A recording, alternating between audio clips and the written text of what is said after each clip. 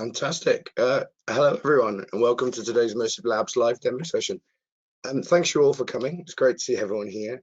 This time we're going to be covering some labs in the offensive section and giving you a rundown of what the labs looked like, as well as some insight on our objectives when we were creating these labs. First things first, just to introduce myself, my name's Nye Prior. I'm a senior cybersecurity engineer here at Immersive Labs. For the record, I also don't sound like this all the time. Apologies for croakiness. I'm just recovering from chest infection. It's not COVID, I promise.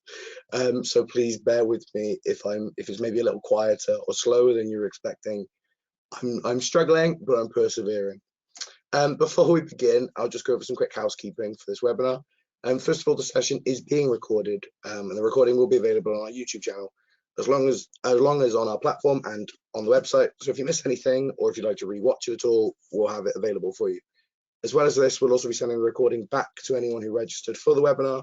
So again, you can watch it back to your leisure. And if you know anyone that's missed the webinar who was wanting to watch it, they'll also get a recording as well. We've got 30 minutes in total allotted for the webinar today, so I'm with you till about 4:30. I'll make sure to leave some time towards the end for questions, so please feel free to pop them in the question box as we're going around. And I'll try and keep an eye out for them and maybe answer some of them throughout. So there is a question box within the webinar panel, so you can just pop them in there and I'll see them on my screen. And in case we don't manage to get to all of the questions, I'll get back to you via email after the session with any answers to any of the questions. So this is a live webinar, and it is my first webinar. So like many live sessions and like many webinars, it may come down to things like broadband speed or there may be disconnections. Please bear with me if anything happens there. Fingers crossed, touch wood, that nothing will happen. But if anything disconnects, you can just reconnect to the webinar and we'll just be carrying on as normal. Fundamentally, Immersive Labs was founded to help businesses equip cybersecurity teams in a new way. And today, this is our vision, and that every business can have competencies and expertise in dealing with cybersecurity. Part of our vision is that everyone should have this opportunity to prepare themselves for cybersecurity challenges. And the Hack Your First PC series really speaks to that vision. I personally have always been passionate about lifelong learning, especially when it comes to people learning new things. And since joining the team in Immersive, it's really showed me that everyone shares this drive and passion for learning. Everyone from junior team members right to the executive level, we're all passionate about helping each other learn. And this is what the Hack Your First PC series sort of aimed to serve. So why did we make this series? So we know, like, fundamentally, everyone has to start somewhere. Whether you're new to the industry or you've got 20 years of cyber knowledge and you're wanting to move into a new environment, we know that this journey can be challenging. Speaking from personal experience, I went from being a computer science teacher into penetration testing. That leap from education, cyber, to offensive cybersecurity was quite tough. And that is even for someone who is passionate about learning and is driven. So we wanted to bring this offensive cybersecurity to beginners. So we wanted to create a beginner-friendly series, accessible, appropriate for all users, and that doesn't overwhelm them with self-research and challenging material. The series aims to start people on the journey of pen testing and red teaming without giving them loads of technical information. It gives them a glimpse without being too overwhelming. And we create this series in the hope of creating a good introductory series for people with maybe some technical background, but not much offensive experience. So just a little bit about the series itself. It's now live on the platform, so you can go and do it whenever you want. And Hack Your First PC is a 6-lab series. It'll probably take you about 3 hours to complete, we estimate, and it primarily focuses on offensive cybersecurity techniques, penetration testing, and red teaming. Episode 1 of the series drops you right into the middle of the red team exercise against Sam Stan, the Chief Cybersecurity Officer of Ozone Energy. In the lab, you're walked through the exercise. You're required to enumerate the devices, discover passwords, and gain access to the systems. You'll then exploit a vulnerability to gain root access on the device, and then succeeding in your initial red team objectives. In a moment, I'll demonstrate this lab for you, but hopefully you'll see that it is a different style of lab than maybe what we've created previously here at Immersive Labs. So this lab, rather than encouraging you to look for it yourself, walks you through each step of the exercise without expecting any prior previous knowledge from the users. Excuse me. Subsequent episodes in the series continue by diving into each stage of the exercise. explaining more information about each stage, giving the users each opportunity to learn more about what they did in episode 1. Across the series, we explore numerous meta mappings, hopefully encouraging the user to look at a variety of different TTPs covering things like reconnaissance, initial access, and right up to discovery, exfiltration, privilege escalation, but in an easy to understand and easy to digest format. So rather than just me talking to you about the lab and about the series, we'll just do a little demo. So fingers crossed, you can all still see my screen. I hope you can. So just signing into the Immersive Labs platform now. So as you sort of go into the Hack Your First PC series, you'll see that we are really encouraging learning from a beginner up. So our learning outcomes are essentially going through the steps of a successful penetration test, taking the user throughout every single step. So as the platform loads, as the lab is loading, I'll just very quickly cover for some of you that may not have known what the platform looks like at the moment. I'll just tell you a bit more about our sort of interface and what you might expect as you've been dropped into the lab. So this is your fundamental Immersive Labs platform. On the left-hand side, the part that's loading at the moment is the main environment. So that is where we'll interact, and that is where we're going to be using our desktop in a second once it loads. On the right-hand side is where all the information, the tasks, and the details about the lab environment itself sit. The clipboard tab at the top left is where we can interact with the clipboard inside the lab. So any text we put in the clipboard box here will be transferred to the clipboard of the lab environment itself. Excuse me. The tasks tab is where the questions and the tasks that we're directing our users to achieve sit. The network tab is where the IP addresses for our instances sit. We can see that we've got a Kali desktop environment, which is our main environment here that we're interacting with. We've also got a desktop environment here. Later on in the lab, as we go through it, that will make more sense. The info tab is where all the information lies. So this is where our information on the lab sits. So in this example, it's a guided tutorial taking you through each step of the exercise. So as I previously mentioned, the lab drops you, the red teamer, into the middle of the red team against your own company, Ozone Energy. So you're immediately placed right into the action. The scenario here is that you are working in a team of red teamers. So there is not an onus on the user to go and find out everything. It is not this is not a series where it's designed for the user to really experience tough challenges. It is a beginner entry-level series, so hopefully introduce people to the idea of red teaming and penetration testing, and hopefully give them that idea to explore more and want to get into it a bit more. So first things first, the scenario talks you through the actual Kali desktop itself. For those of you that may obviously be a bit more experienced with sort of technology and being able to open in terminals, you'll see that maybe some of the steps in here are a little bit more easier than you're expecting. However, like I've mentioned a few times, we're trying to aim this series so it's appropriate for everyone.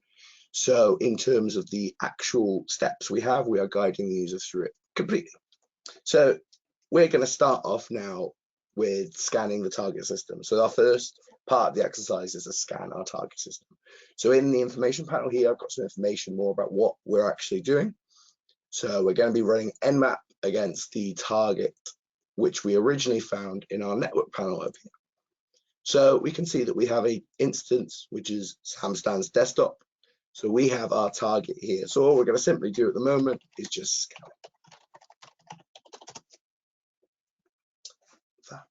So our lab now very quickly just has returned some results.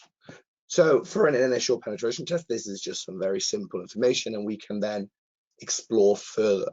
So we're given maybe 2 ports that are open, but we need to find out a bit more information.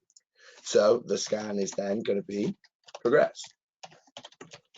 So we're going to scan the systems using the Nmap default scripts as well as the versioning to see if we can find out maybe a bit more about those ports. So give that a second to run.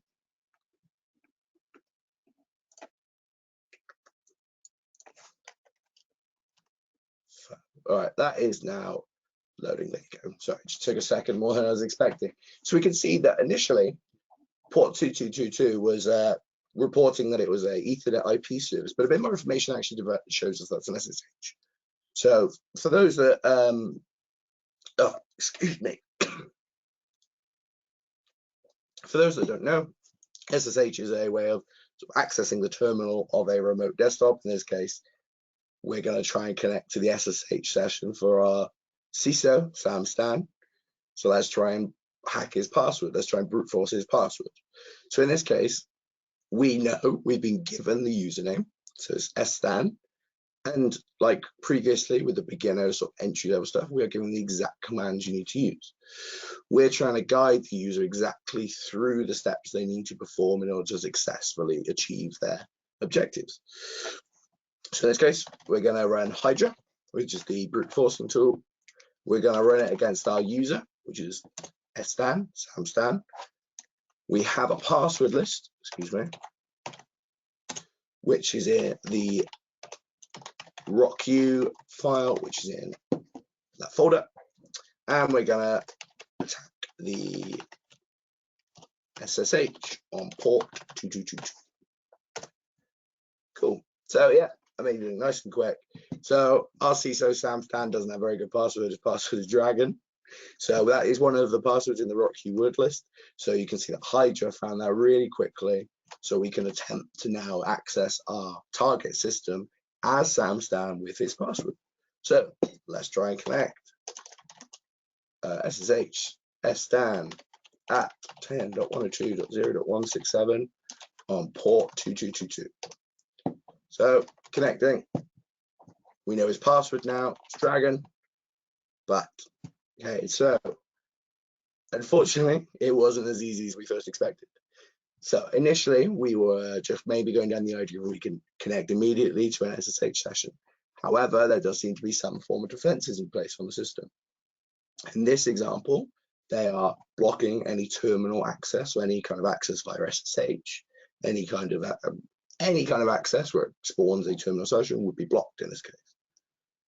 So now we've got the username and password, but we can't connect via SSH. What else did we find previously? If we look back at our results, we've got an RDP session.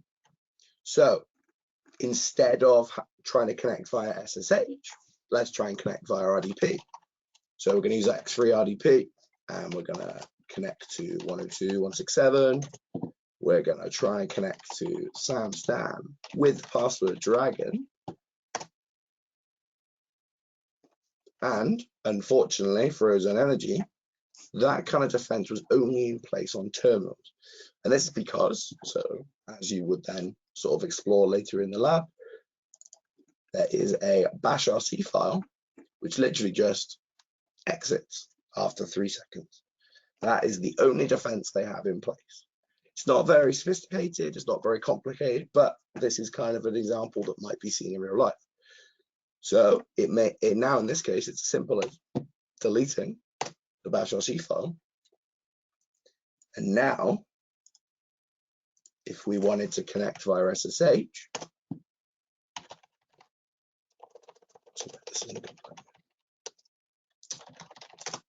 if I can type the password correctly, we can now see that the terminal defense itself is gone. So whereas previously we were blocked from accessing it via SSH because of a simple bash RC file, now we can access it because we've deleted that file in the RDP session. This would then take you, so now we are connected to the Ozone Energy session as Sam Stan. For this stage of the exercise, we now have user access, so we can see there is a token on Sam Stan's desktop. This is a unique token that's generated for per lab, sort of as it's spun up. So unfortunately, if you copy and paste that token into your own sort of lab, it won't work. But you can see now that we have user level access on our Ozone Energy system, and we have our unique token. All I need to do now in my tasks panel is find the appropriate place. So this is for question 4. I've skipped forward a little bit, but we can go that his token here is 0D9F56. And there we go. So we have the first token done. The next part of the exercise is privilege escalation. So this is trying to get us from the SSTAN user, which is our user level user, to root user. Luckily for us, intrepid team of red teamers have already done the analysis for us and have found a vulnerable version of sudo. So whereas the majority of the system got updated, so we can see that the normal version of sudo is a version that is at 1.8.27. So for anyone that knows already, that version is vulnerable. So CV 2019-14287 is a vulnerability that allows you to run sudo as the -1 user. So in this case, the vulnerable version of sudo is sitting in user bin local. It's not, it's sitting in user local bin, excuse me, sudo. Then we're gonna use the -1 root user and then open up Vim. Now, this Vim is now running as a root user. So we can use sort of a breakout of Vim to spawn a shell. And we can see that we are now root. So we can read our token. So we can simply, just by finding a vulnerable version of sudo, by doing a bit of research, as you read through the lab, you'll see that that's all explained for you. And then that will allow you to escalate your privileges up to root. And now you have root level access on your system. Like previously, we would take that token, pop it in here, and the lab would, if we complete all the other ones, finish. I'm not going to give you all the answers for these because some of these are not unique tokens, and there are some things you'll find out as you're going through the lab. I don't want to spoil it for you because it is a really great fun lab, and I would recommend having a go at it and having a look at the later labs in the series. So if I very quickly just show you one of the other labs in the series. So for example, the fourth lab is talking about brute force. So whereas in lab 1, we were shown exactly what we need to do, and we were given the commands we need to run, episodes 2, 3, 4, 5, and 6 will then get you to explore these details in a bit more sort of self-research led. So rather than giving you the exact information you need, you are encouraged to go and find out a bit more about it. So whereas episode 1 gives you a really nice glimpse into what a potential red team or penetration test exercise might be, episodes 2 to 6 will then go into that in a bit more detail and talk about the background and maybe go into a bit more detail about what each stage of what you did at the penetration test. So, for example, in this lab, it's talking about brute forcing. So the entire section when we were talking about Hydra and when we were going through the commands in episode 1, excuse me, where we were given the exact commands and we were told what to do, now we're explaining exactly what that actually meant. So rather than overwhelming the user with a whole bunch of information in lab 1 gives them the experience and lets them do the lab, and then we can explore the detail and explore the knowledge side of things. So just going back to the presentation for now. So what's next for offensive security team? So the offensive security team and Immersive Labs we're continually honestly working to produce new and innovative content to support our users. We love making stuff for the platform. We love making new labs and new content, and we really love sharing it with you all. For examples, in the future, we've got some more series coming up, such as Hack Your First Web App. So in a similar format to Hack Your First PC, which I've just shown you, it'll be about web application penetration testing. We've got source code analysis, which goes into detail about sort of malware analysis, and we're going to look at sort of vulnerability research, as well as some offensive DNS labs. So I can see there's a whole bunch of questions already in the question panel. So I'm going to answer some of them. So if you've got any questions at all, please pop them in. We've got about 10 minutes left, so I'm going to try and answer as many as I can in those 10 minutes. But it was really appreciate your time for today. So I'm going to open up the time to some other questions now as well. So fantastic. Brilliant. Okay, so I've got a question there. How do I access this lab? So this lab sits on the Immersive Lab platform. It is in the beginner series under, if I show you,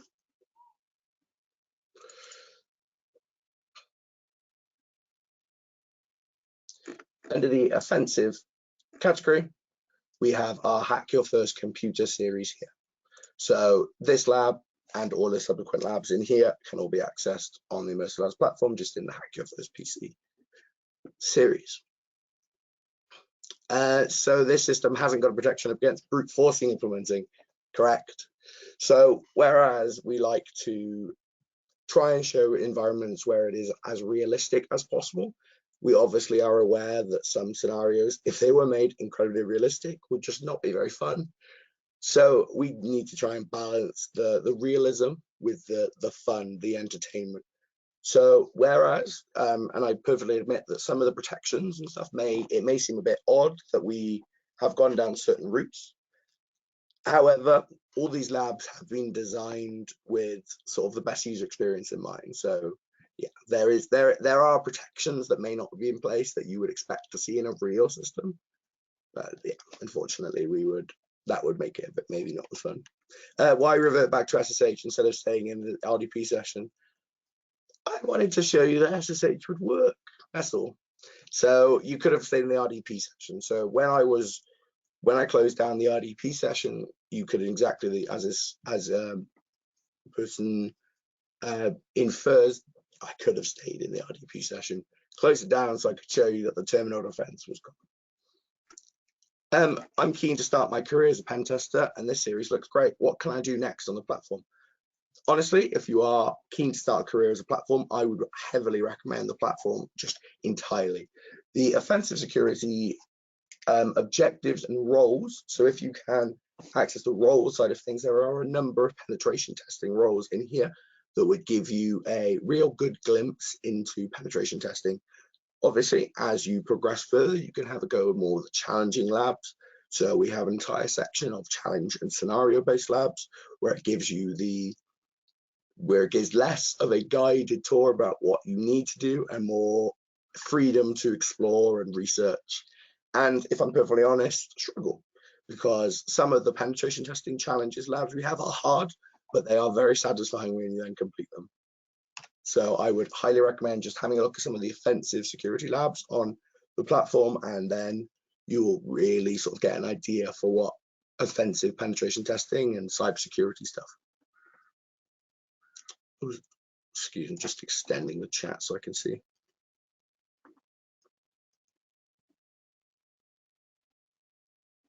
When will the other labs for the other Hack Your First be released? Unfortunately, at the moment, I can't say for sure. So they are still currently in development, and they are currently going through our development cycle. So I would like to see them being released soon, but I can't say for sure that I've got a definitive time. However, I will be heavily sort of promoting it. So look out for our marketing material on LinkedIn, Twitter, follow our socials, and they'll all be announced on there.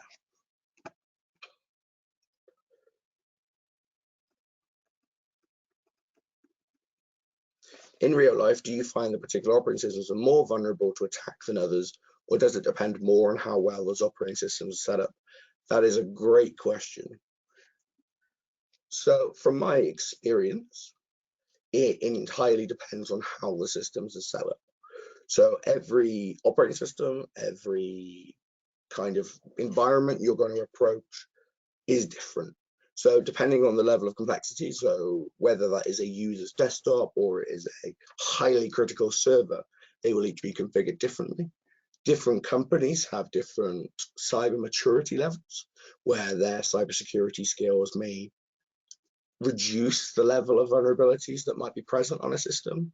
But from my experience, I've seen an equal level of vulnerabilities on systems that are Linux-based, Windows-based, Mac-based, because a lot of the vulnerabilities you see and a lot of the problems you see are human error. So, for example, Windows configurations may be when it's a file might be accessed to the wrong people, and that is something that could occur on a Windows system, a Linux system, a Mac system, and Android, whatever. It is purely a human configuration error, and that would then be pretty severely critical, especially if it contained passwords. So yeah, no particular operating system I could say is more secure than others. Although I know a lot of people say that Linux is the secure, but I am a Windows guy at heart. How would you have obtained the username without having it provided as Stan? That's a really good question again. So red team exercises, typically you are either in a position where you are performing an open test where you know about the system already and you've been provided with a list of targets. However, some red team exercises will require you to perform sort of social engineering attacks and do some OSINT, so it's open source intelligence. So you might go to the company's website and see if there are email addresses accessible to a company. Maybe they've got help, or maybe their LinkedIn is open. So things like that might allow you to sort of build up a profile of your targets. And especially if a red team is working alongside maybe a threat intelligence team, or maybe as part of a blue team inside a company, you'll get a lot more information that way.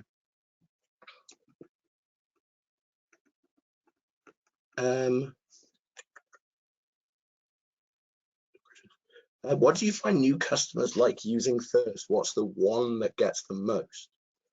I love this question. I ask the team all the time what they would recommend for people who are first experienced on the platform. And I can honestly say they change it every single time I ask them. I think the beauty of working in Immersive Labs and working with the team is that we're all really passionate about what we do. And everyone puts out some of the best content that they want to put out. So the fact that we are continually putting out amazing labs, and I'm blown away by some of the level of sort of knowledge and research that have come into some of the new labs we put on, even by some of our more junior team members. It is just amazing. So I personally can't say that I would recommend any. If I want to be a bit egotistical, I would say recommend Hack Your First PC, because it's great and I wrote it, so who knows. But other labs on the platform, we've just sort of put a lot of work into our Linux command line series, so that has all been improved. We've got a weblog analysis series that's just been put out for sort of maybe our beginner users, but there are just continually improvements being made to our lab. So I would really not say there's any that I could recommend, because I just recommend the whole platform.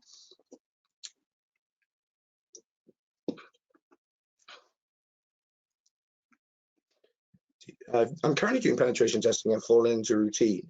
Do you have any suggestions for more free-form recon, vulnerable analysis, and exploitation, while still staying within the ROE and giving a meaningful report? That is a very good question. So obviously in a penetration test, you have a scope. So you don't want to break the law and break your scope. But within that scope, if you have boundaries to push, and if you think maybe there is realm for exploitation, there's no harm in sort of pushing yourself. So a lot of what people I spoke to in the industry, sometimes they're the ones who are struggling, the ones who maybe are a bit in that routine. And they're the ones who, to get out of that routine, it's to maybe explore something new. So on the Immersive Lab platform, for example, I've recently just completed a series on car hacking. Never done car hacking before, and there's a whole Canvas series on there, which is incredible. So a load of different stuff that I learned. When maybe things are getting a bit quiet and your penetration test, have a look and see if there are any sort of weird services that you might want to exploit. There's no harm in research and exploring things while still staying within the realms of your scope. I have just noticed the time and I have 1 minute left. So honestly, fantastic. Last question. How does digital forensics help in pen testing a red team? I'm talking about my qualification. Digital forensics is great because it gives you an idea of those sort of artifacts that are left behind. So whereas a red team offensive perspective, we're trying to break things, the blue team, the digital forensic perspective I've got, allows me to maybe think about what would be in place to now I can evade those things. So it gives me that background in sort of forensics and defensive security to give an idea of what we can then evade. Okay, and unfortunately, that is the half an hour. There are a whole bunch of questions that I've not got to, and I do apologize for that. Obviously, we've only got half an hour, but I will try and endeavor to get to as many as I can via email. So look out for an email in your inbox from myself. I really appreciate you sticking around for the half an hour and for bearing with me with my very croaky voice. I'm now going to go drink an entire bottle of Lemsip, and I hope you enjoy the rest of your evening. Goodbye.